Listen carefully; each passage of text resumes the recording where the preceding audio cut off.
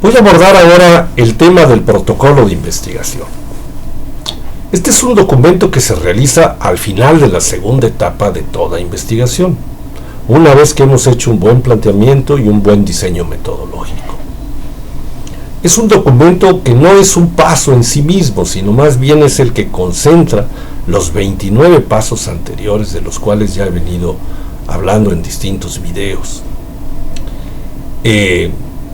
Normalmente las instituciones que otorgan recursos, sean dinero o tiempo, a la investigación, piden este documento, pero independientemente de que lo pida una institución o no, es fundamental para el propio investigador, porque es su plan de viaje, lo que va a investigar y cómo lo va a hacer.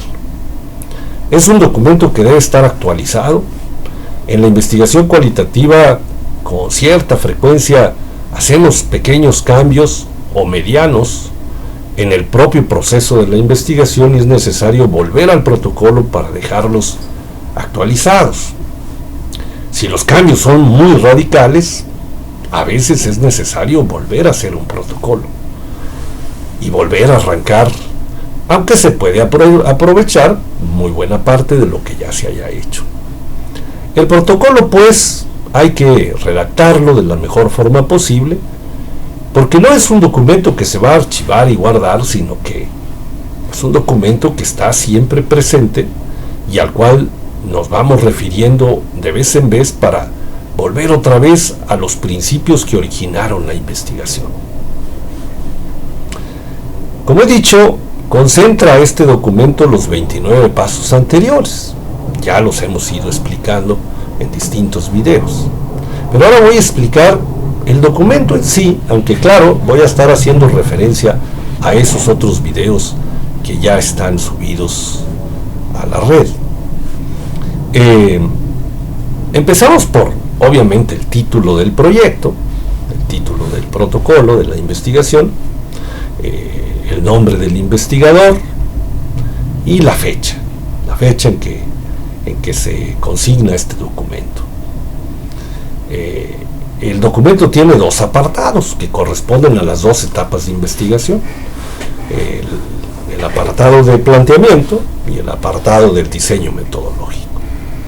En el planteamiento, el primer punto que hay que desarrollar brevemente, es un párrafo de 4 o 5 líneas, es el tema de la investigación.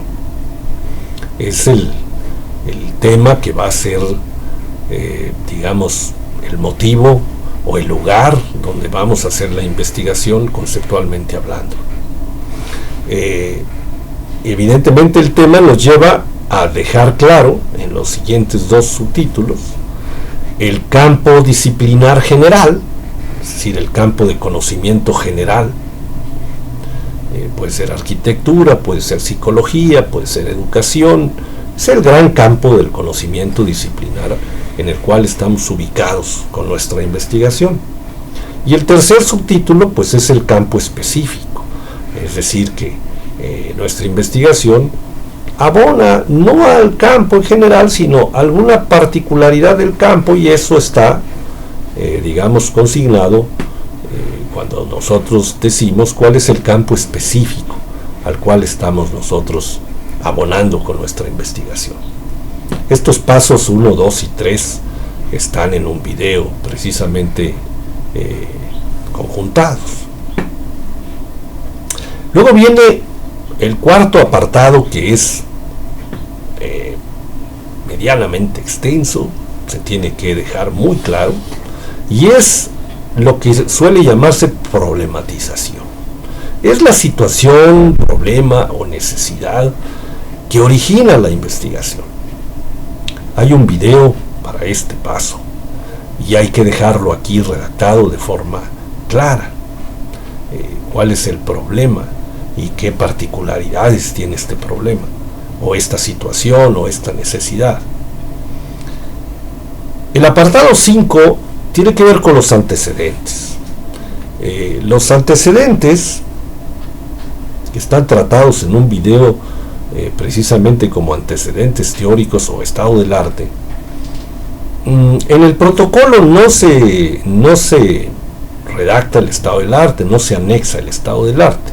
Se puede hacer referencia a él, pero más bien se trata de dejar claro en este apartado cuáles son los antecedentes de la investigación. Algunos investigadores tienen años haciendo investigación sobre un tema y entonces hay que decir rápidamente y de forma sucinta, bueno, cuáles son los antecedentes de esta nueva investigación, en el caso de que haya antecedentes del propio investigador. A veces no es del propio investigador, pero son antecedentes muy cercanos académicamente o en términos de investigación de colegas que están muy cerca, que han hecho investigación precisamente sobre el mismo asunto, y entonces hay que consignar esos antecedentes.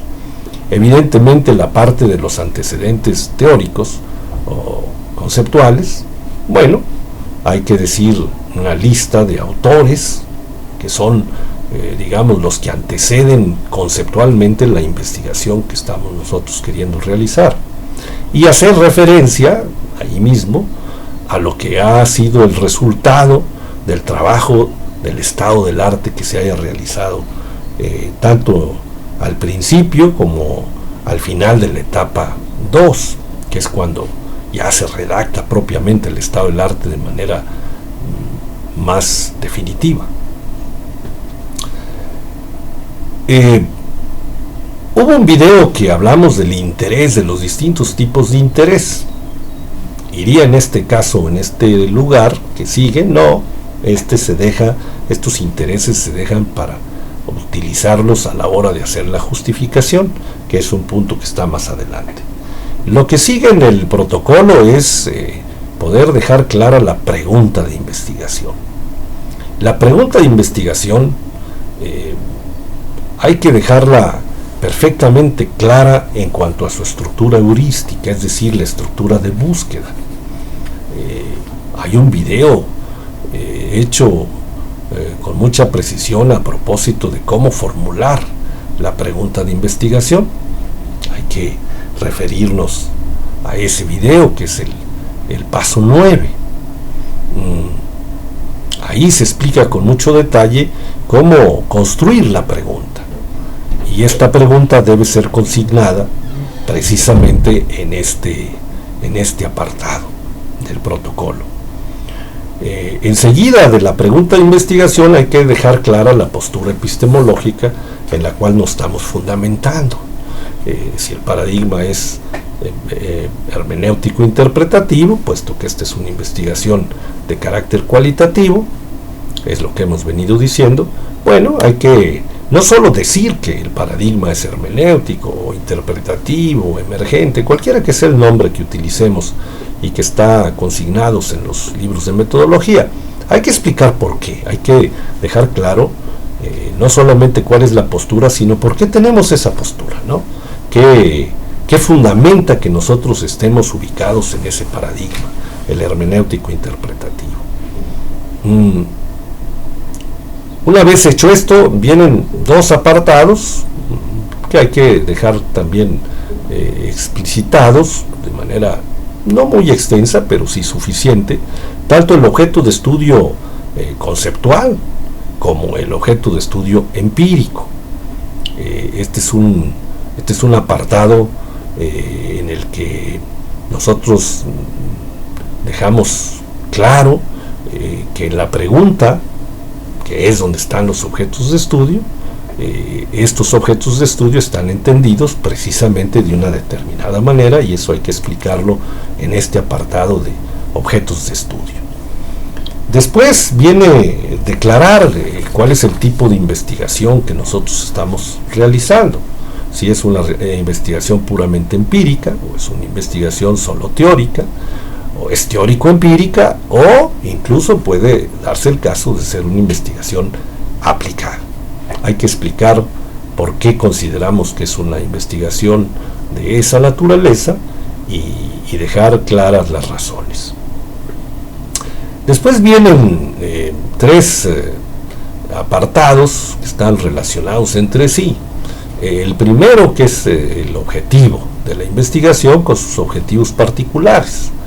Hubo un video en el que hablé yo sobre la importancia de dejar claro los objetivos y los propósitos.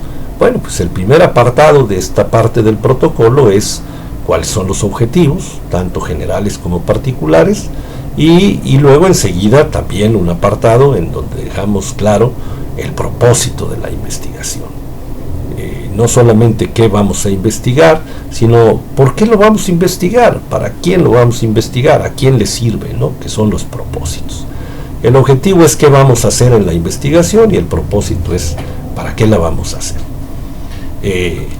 Finalmente, en esta parte del protocolo, que es la primera, que tiene que ver con el planteamiento, hay que dejar clara la justificación o la pertinencia de la investigación, y para eso es útil aquellos intereses que identificamos con anterioridad y que están explicados en el paso 6, en un video en el que yo abordo el interés por la investigación, y que ahora esas definiciones nos son útiles para poder explicar con mucho detalle por qué la investigación es importante para una institución, para los profesionales que van a utilizar ese conocimiento, para la sociedad en general y para los investigadores o para los marcos teóricos a los cuales la investigación pretende enriquecer.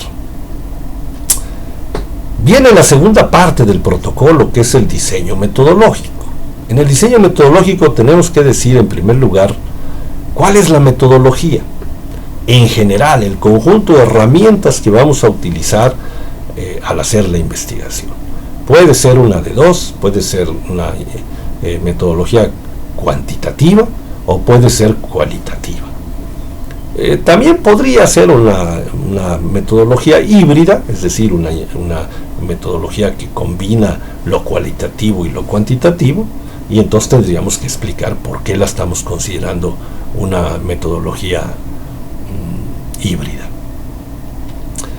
Quiero hacer notar que el haber elegido el paradigma hermenéutico interpretativo nos lleva prácticamente casi siempre a decir que la metodología es cualitativa, porque el paradigma hermenéutico interpretativo precisamente trabaja con cualidades, con atributos, con características.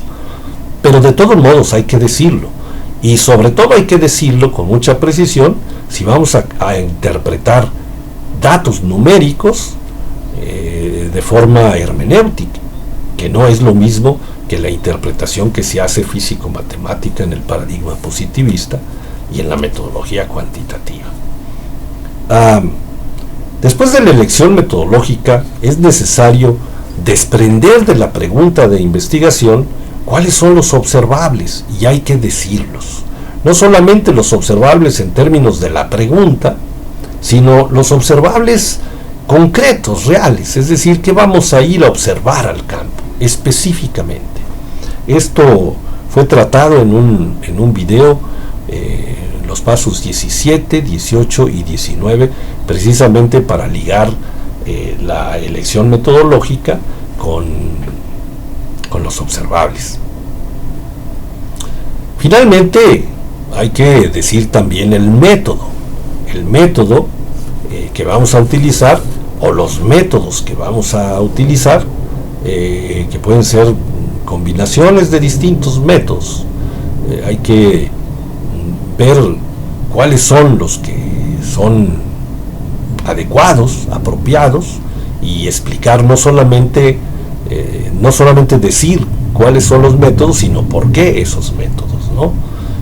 También es necesario en el siguiente apartado decir cuáles son las fuentes de información, de dónde nos vamos a proveer de la información, y también en otro apartado decir cuáles son las técnicas de indagación muy específicas que vamos nosotros a utilizar. Son técnicas ya propiamente de indagación, de recopilación de información. Estos pasos que he dicho al final, del 21 al 26, están también explicados con mucho detalle en un video. Una vez terminado de redactar todo el protocolo, hay que revisar la consistencia del conjunto de información que tiene el protocolo, ver que corresponde el paradigma con el método, con la metodología, con las técnicas, que haya coherencia, ¿no? Esta coherencia está tratada también en un video, que es el paso 27, y que está también subido a la red. Hay que revisar la consistencia del protocolo para asegurarnos de que el protocolo está bien hecho, está bien redactado. Este documento es indispensable, repito, sobre todo para el investigador. Es necesario porque lo piden las instituciones, pero es mucho más importante el uso que el propio investigador le va a dar a lo largo de la investigación. Una vez terminado el protocolo, entonces ya el investigador puede en ese momento lanzarse a la tercera etapa de una investigación, que es ya propiamente el levantamiento de